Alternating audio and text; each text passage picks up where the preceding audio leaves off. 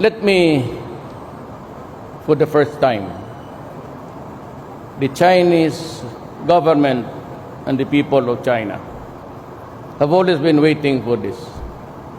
There has been no official apologies coming from the Philippines that regarding that incident that happened in August of 2010.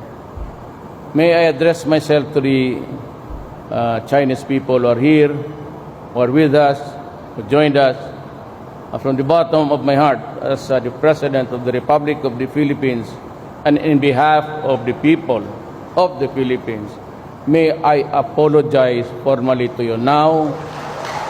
We are sorry that the incident happened, and as humanly possible, I would like to make this guarantee also that it will never happen again. Thank you for